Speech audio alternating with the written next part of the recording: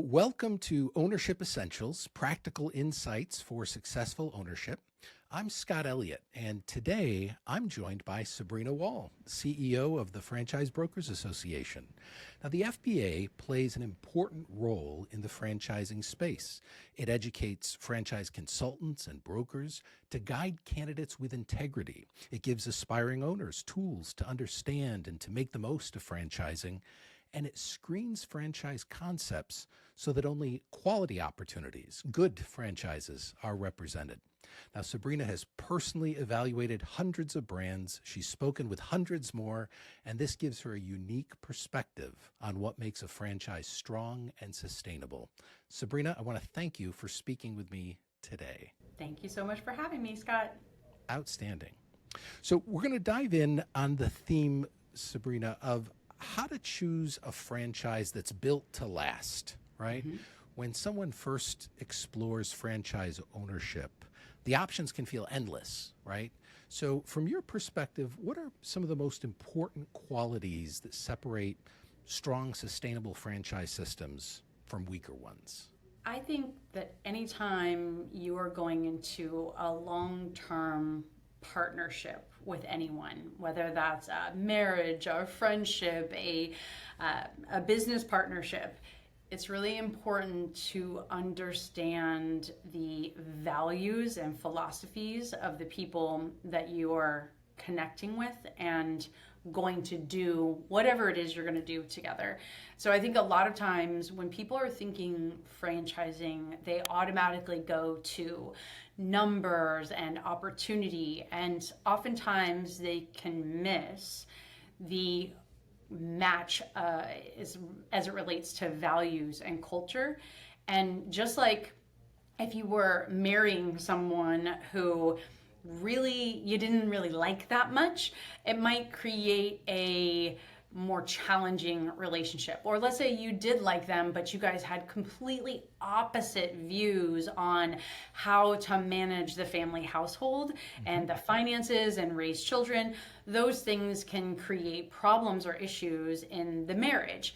And franchising is just like that in a lot of ways, because you have to understand that the people that you're doing business with, they need to have a system and a process and values that they operate by, and they have to be aligned with the person that's joining that system so that when problems arise, because it's a long-term experience and engagement together, when those problems arise, they'll have a kind of a foundation for working through those issues. And I think when you have a good cultural match like that, when you have people that you really believe in and trust and can count on, there's not much that can stop you from success in life, because you have the backing of people that help you to become your best. So finding that fit is probably one of the more important things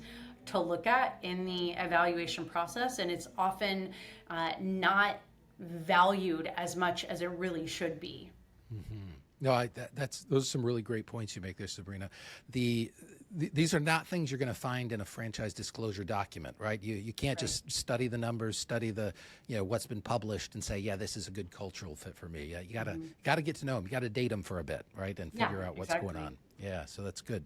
So when we think about that, the culture of a franchise system often, obviously, is driven by the leadership, right? So what should a potential owner look for in the franchisor's leadership team and the support structure of that team?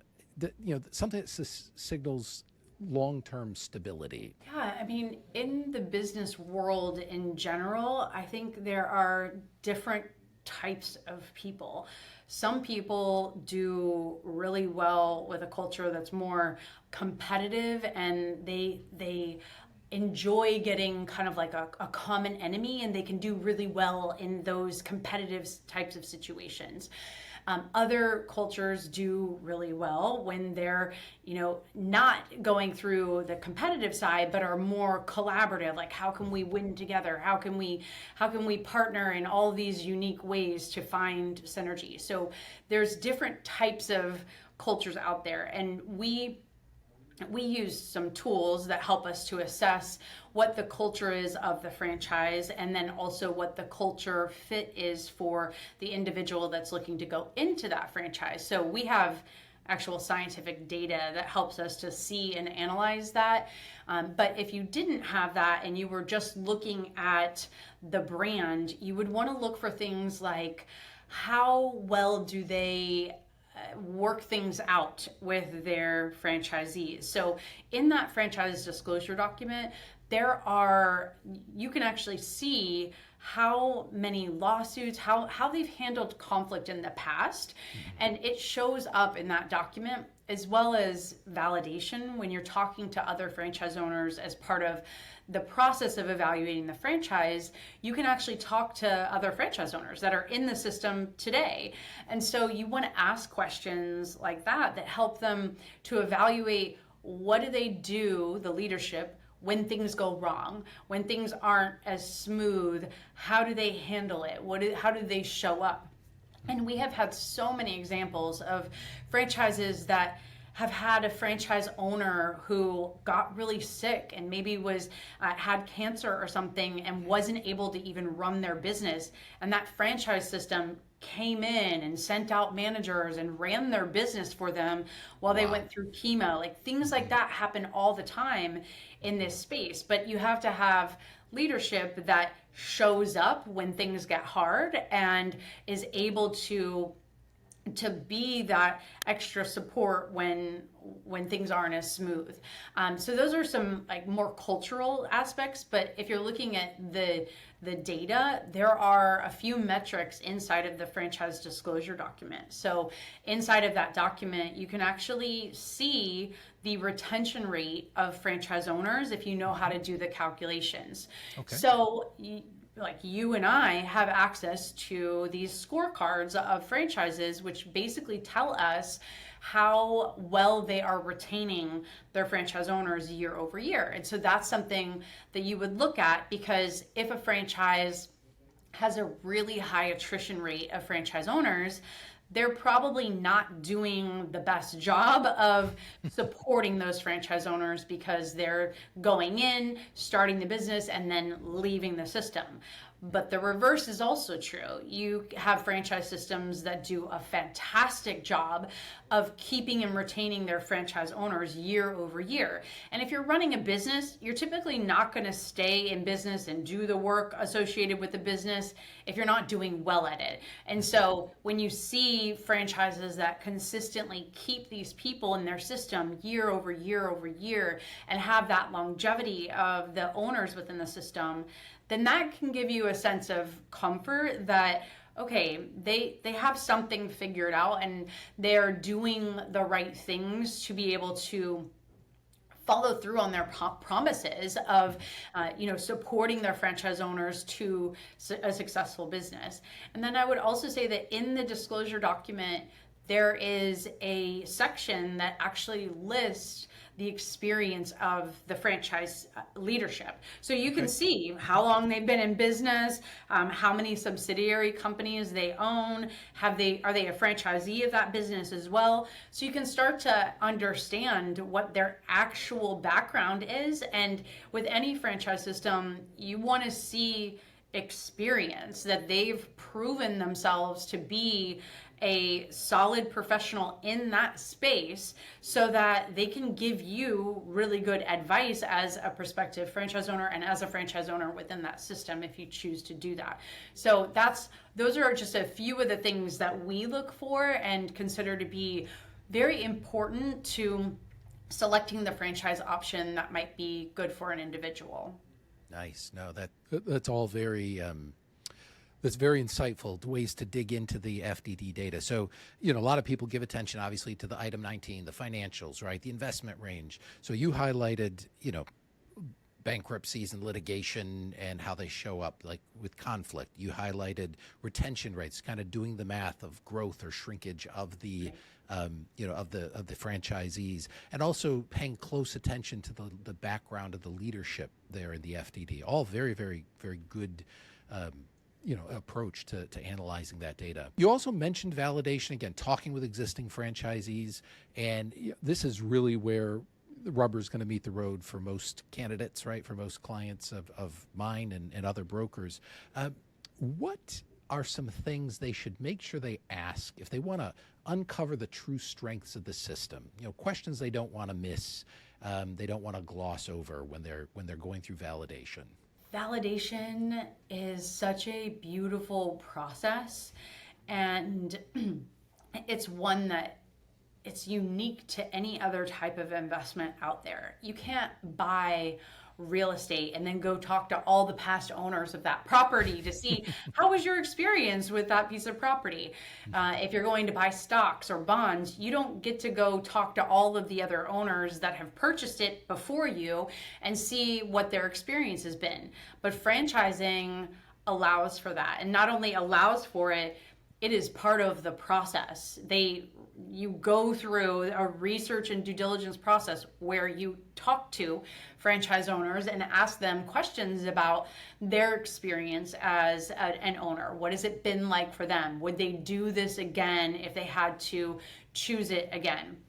And so it gives you a enormous opportunity to gain a lot of insightful information, and you want to utilize that time well. So a couple of things when you're doing validation, you want to ask them, really be prepared with some numbers that you've worked out ahead of time. So we encourage people to actually work with the CPA or do some pro formas to have an idea of what they're considering to be the financial projections of the franchise.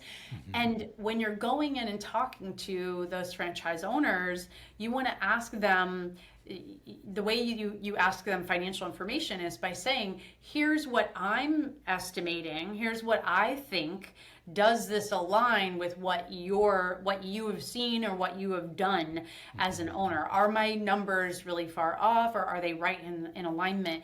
And that creates this opening to talk about financials in a way that isn't off-putting or uncomfortable for that owner. How much did you make last year? Yeah, yeah, exactly. Exactly. Right. That's a little harder for them to say, and financials are interesting because it's always a moving number. Every sure. single month your numbers are different for a business. Things are coming in and out. There's just a lot of change in a financial environment. So if you have an annual number, it's easier because they're filing their taxes with that annual number. But if you're doing like a month-to-month number, that can be more challenging because it's just moving around in a given period of time. So other things that you want to ask them, you want to ask what kind of support and systems they utilize, because we really believe in the saying that with the right tools and teams, you can be exceptional. And you want to make sure that the tools and teams that they have available allow the best parts of that franchise owner to come out and be expressed as a business owner. So how robust are those systems? Do they have technology that people are utilizing and is producing the results that they would anticipate from the use of that technology? How is it helping them? How is it hurting them? You want to find out what those things are, and then understanding how effective the system is, because what you don't want is to go into a franchise that they don't have a lot worked out. They don't have a lot of training. They don't have the resources to help you, and they're not working like crazy to make sure that those franchise owners that are early in the system are successful. So if that's the scenario, that's a situation that should cause pause for most people. But if it's the opposite, where the franchise is really well organized, they're clean, they have an effective process, they've tested it, they know it works, you do this, then you can ask the franchisees about that system and the effectiveness. And when you start to hear other franchise owners who are saying consistent trends, so they'll say, oh yeah, the system, if you follow the system, it will do what you say, it will do what they say. If you follow the system, you'll get the results that you're looking for. That's the kinds of things you want to hear and want to know to feel confident about that particular concept. So there's a bunch of questions that you can ask, and every franchise is a little bit varied, but you want to ask about marketing, their relationships, their systems, their numbers, and you want to get a good feel for how people work together within the system in the face of any challenge or problem. No, lots of good information there. Yeah, that preparing for those validation calls, again, that's something as brokers, consultants, we help our clients do, make sure they have a checklist of things to ask. But those are some really great points, and I appreciate you sharing those. Now, that gets you to a lot of the information that you would need to assess the business, assess the health of the stability of the franchise. But what about red flags? I mean, you mentioned some things that if they say, yeah, no, it doesn't really work, obviously that's a red flag. Are there any other validation red flags that come up that are common that people should be on the lookout for? There are many red flags. I mean, if there's a high attrition in the system, meaning that many franchisees are leaving the system, then that would be something that you want to look out for. You want to check the fees. If the fees, you want to check them against other competitors and just do an analysis. Do the fees make sense for what they're actually providing? There's a lot that a franchise system does for a franchise owner. For sure. And so typically those fees are validated, but sometimes we see franchisors that have excessive fees that don't truly align with the value that they're offering. And so you want to just be aware of what you're getting for the fees. Another thing to look out for are if the ramp up time is very, very extended, you really need to be able to account for that. So in the franchise disclosure document, they may have and share information about how long it takes for those initial franchise owners to get to profitability, to break even.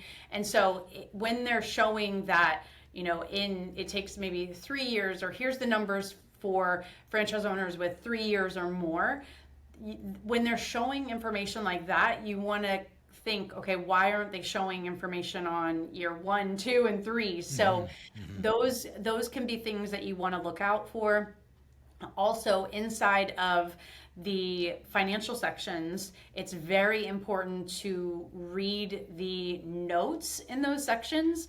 A lot of times people will just focus on the graphs or the charts, and then they don't go into the detailed notes. But the detailed notes tell you all the exclusions and what they're truly counting. And that's important to know because it can be maybe a subset of the reality or the total picture of that franchise.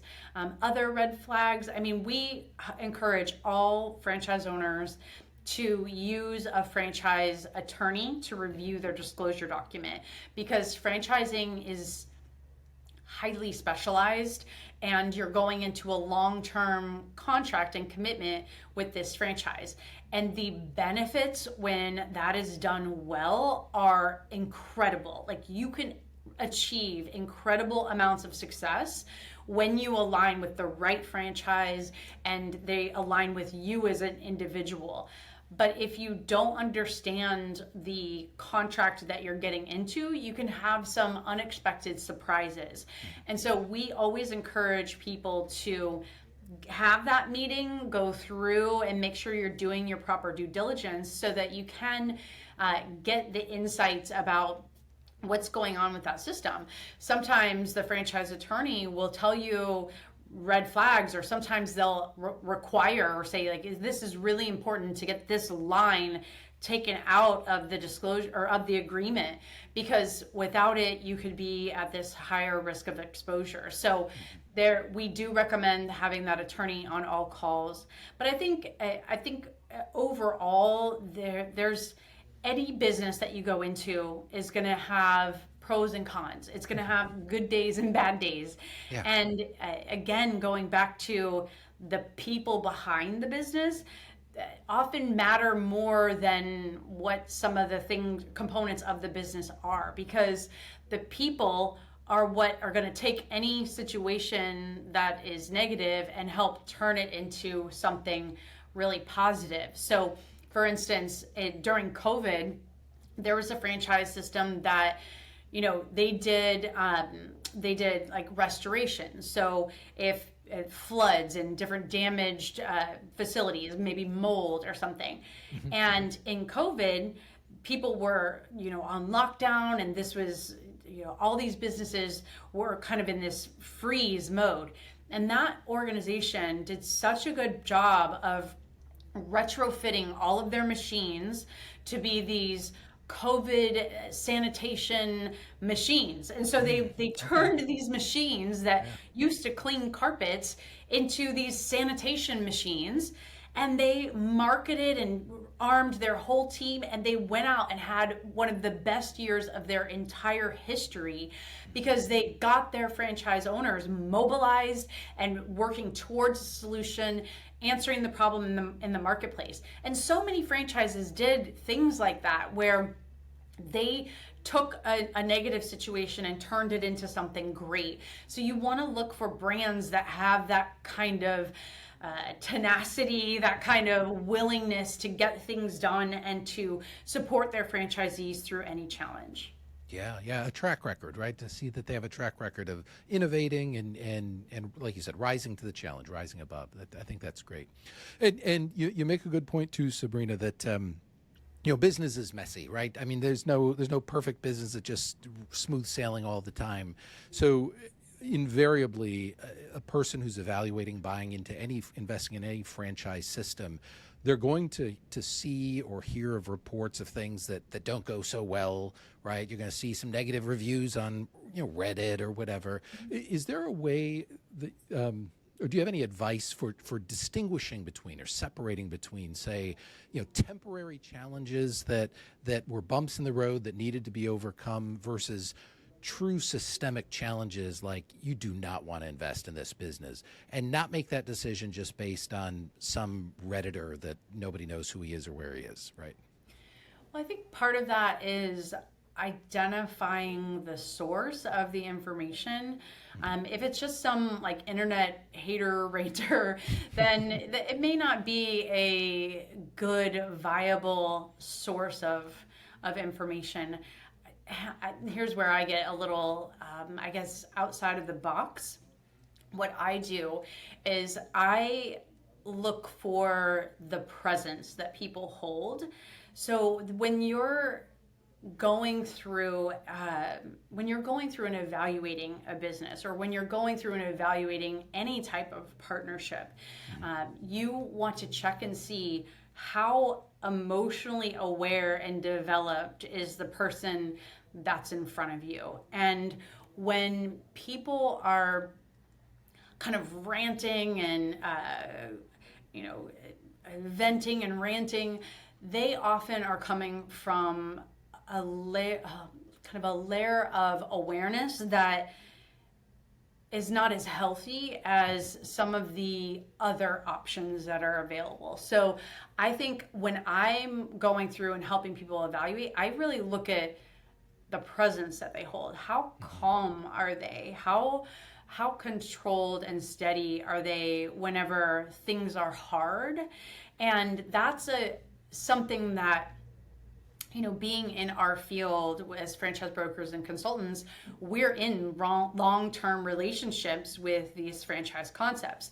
And so we go through and see all of these candidates that are starting, the evaluation process and then their early years of that franchise. We're experiencing their, changes in staff. We're experiencing their changes in their disclosure and their track record. We're going through it with them and seeing how they handle themselves and how they present themselves is a good indicator for us how they're going to be with franchisees. So that's one of those like underlying things that's hard to communicate, but is very important, because when people hold that steadiness, when they are not easily ruffled, if they're not easily thrown off course, then no matter what the challenge is, they're going to adapt. They're going to go back to the system. They're going to pull together their resources, and that's a winner. Like that's the people that you want to align with, not people who, when something goes wrong, they're throwing the papers up in the air and getting really upset and having Right. an Meltdown. outspoken like vent session. It's not about that. If you're being productive, it's about finding ways to come together. So you can have, in any situation, you can have complaints, but how you voice those complaints is different when you're developed more. Like when you're emotionally stable, you communicate with care but directness, and that's what I look for. That's what they look for. I think that is always a better option. No, it really is, and that's good. Just balanced life advice too, right? For all the challenges that go on in life. It sounds to me, if I was to distill that down a bit, a person shouldn't just take the complaint or the challenge and say, oh yeah, I don't want to consider that. I wouldn't want to deal with something like that. It really is do some due diligence, right? Yeah. Give the franchisor an opportunity, because then you don't just hear their answer, you get to see how they respond to that answer, right? Mm-hmm. If they start panicking and sweating and don't know how to answer it, versus the calm smile on the face. Yes, we've heard this one before. Let me tell you what really happens, right? Right. So I think that really is sage advice. Listen, right? Hear all sides of the story, and then make an educated guess, right, as far as how you want to approach it.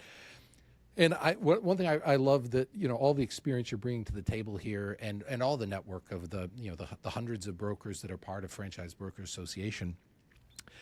We've seen it too, right? I mean, how many eyeballs of the members of the Franchise Brokers Association have seen this type of situation, maybe even dealt with that exact same brand? So working with brokers, working with consultants, our clients have the power of our network too as a sounding board, right? So I think that's very powerful. Very good. Yeah, I mean, I love that about our culture, because so many of the people are willing to share what they have heard or experienced, and then it helps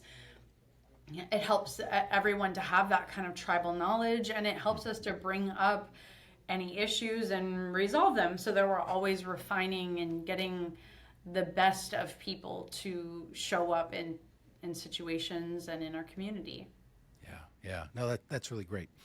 Let's talk a little bit about scalability of a brand. Franchises are in all stages of growth, right? You have certain ones that only have a handful of franchisees that are in the marketplace, so the validation experience is going to be less. It's hard to know if you're picking a winner when it's very early on, and maybe their systems and processes are less mature than someone who has 300 franchisees across the country, right? And it's well baked.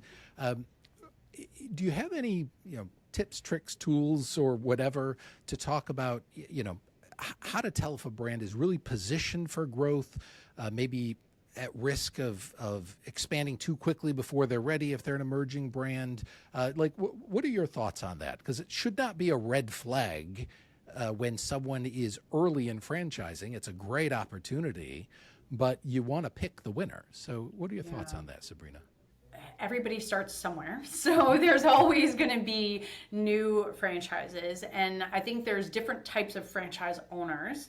Some owners are more comfortable with having a smaller, younger franchise system because they're more entrepreneurial themselves. And so they want to be part of building this brand with the franchise system as an early influencer in that brand and its results. So some people really like that. And then it goes all the way from that more entrepreneurial type to the kind of rule follower type that is a very large, big brand that, everything's laid out. You do it exactly as planned. You're there to execute the system that the franchise offers. And so there's a big, wide scope of capacity and of skill sets of those owners and really what they want. Now, as far as the franchise systems and picking the best ones, I would say that you want to look again at their background, because if a franchise is, let's say, an emerging brand and they have, let's say, 3 units, that's going to be a higher risk franchise than one that is an emerging brand, but they started out with maybe 5 units that they ran personally and tested the model in different markets to have it worked out well. And then from there, they sold off those units to franchisees and began getting more units. So if they've done a really good, solid initial test of that franchise system, that's a better sign and better indicator. Also today, franchising is coming into a lot of money, meaning that there's a lot of private equity that is coming into franchising, and these private equity companies are purchasing the entire franchise system. Oh, wow. So what that means is that you've got these groups now, these conglomerate groups of franchise systems.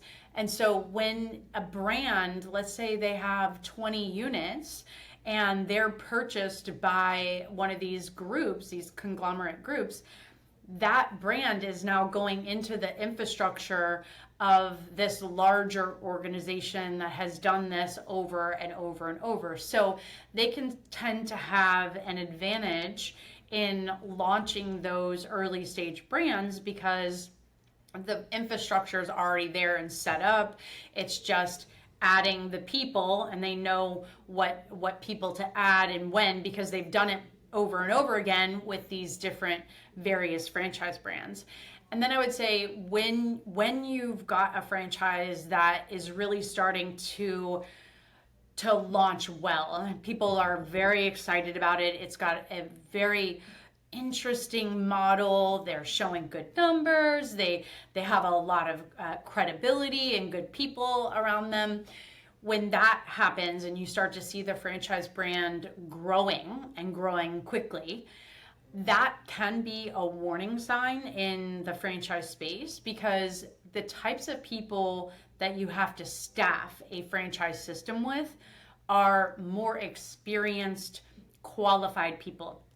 And so it can be harder to ramp up the proper staff within a franchise to support the number of franchisees that they're bringing into the system. So you just want to be careful about how much staff and the qualifications of that staff when they're growing at a high speed like that. So let's say they're doing 100 franchise units in a year. They should be bringing on probably 30 employees if they're doing that high of volume for franchisees, because there's going to be a lot of work launching those early stage franchise owners, and in order to do it well, they're going to need a lot of attention. So that is a situation that you do want to be cautious of, but it's also the biggest opportunity too, because if you get in early and it's one of those brands that's taking off, then your brand, your franchise, just like a real estate in a new community, it's going to, if that community takes off and there's all these great things that are coming to that community, the value of your business or your home can go up. And it's the same in franchising. The value of your business can go up as well, because you have bought in early and you have maybe larger territories and have a really good opportunity with that franchise system. Yeah, no, really great points there. So there's much to think about as they scale and grow. Rapid growth is a good sign and also a caution, so that they can give you the support you need. Are they growing at the right pace to support the growth they're seeing among the franchise space? There's a really good consideration. And again, all things that you learn through proper due diligence and a structured process of evaluation, and having a sounding board, somebody who's seen this before and knows how to ask those right questions. So I think that's really helpful. Very good. I know we're running a bit short on time. There are just a couple of quick things I wanted to ask you about too, Sabrina. When I think about the evolution of franchise brands, right? The strongest franchisors are going to adapt as the world changes. We think about consumer shifts. We think about digitization. We think about AI. Everybody's asking about AI and is it going to upend my business and whatnot. How are these things influencing the systems that will thrive in the future? Just put on your hat as a predictor of the future, and what you think. What do you think the evolution looks like, and how can people be informed, make informed decisions in the face of that kind of uncertainty? I think AI is happening. It is something that you should not be avoiding as a business owner. And in fact, it is changing the pace of business and is changing the clarity and cleanliness of business. In the past, people could operate with a lot of cobwebs in their business. They could operate with a lot of messes or a lot of things that weren't working right, and they could still do well and make money. And today, I think it's people have a lot more data. They have a lot more clarity about what they need and what they should expect and how to do things. And so when you're looking at franchises, you want to look at franchises that are embracing AI and are helping to utilize it to create solutions for the customer that are very efficient, very effective, clean, organized, and as affordable as possible for that end user, so that the franchise owner can increase their output. So I don't think that AI, I'm not one of those people that thinks that there's like going to be an AI takeover, because at the end of the day, people need people to buy things. Like an AI isn't going to be buying for me. It's not going to be buying my dinner for me. It's not going to be doing those things anytime soon. And so there's still a human component. And in a way, people that are overusing AI to the point where they're missing the human touch, I think could have some disadvantage. And so that's one of the reasons why franchising is so cool, because franchising allows that local business owner to have the relationship with the customers and create that connection that in a lot of other types of businesses would not necessarily be there. So AI is great for helping to improve processes, helping to be more clean, efficient, helping to stay at the level of standards that the marketplace is now expecting. But it's also, people still are people. They still are going to buy from each other. They're still going to want to connect, especially in a world where there's less and less caring connections that people have on a day-to-day interaction. So if you can be the business owner in a local market that is doing less of the admin and less of the things that can bog down the business, and just operate more cleanly, but spend time with your best clients and know what your best clients are, like it adds the intelligence that helps you to be most effective. And franchises are definitely utilizing that. Like, it's very evident in franchising how well they are doing with using AI, because again, they're just on point. They know what's going on. They're very clear. They know what the strategies are. There's a process and a system. So you take companies that already had good processes and you add that component onto it, then they just take off. Like, they just go extremely well and to the next level, because they have even more firepower behind them. So I think it's an advantage to the marketplace to see these new kinds of initiatives. I love it. Thank you. Thank you for that. So we're going to close on something here. Someone's listening. They want to choose wisely. They want to avoid brands that aren't built for long-term success. What's one piece of advice you'd give people as they evaluate franchise systems, whether it's a guiding principle or just something you think first-time buyers should know, something you wish they knew? What are your thoughts on that? This is a personal preference, but having run a lot of businesses and many, many franchises, I would say that the thing that really made a difference for me in franchising was picking businesses that had a recurring revenue model. There is a different type of work, a different type of stress, a different type of expected output that occurs when you have recurring revenue models. So I would look for businesses that have this recurring component, or let's say they have a particular client that buys over and over and over. Those longer term clients, Sure. that's easier than a more transactional business that, you know, your clients are always new. So a lot of times people will go towards businesses that are more retail because they think that customers come to them. And what we have found is that actually ends up being a little bit harder than those businesses that have the same long-term customers that they're just servicing over and over and over and over and over and over and over and over.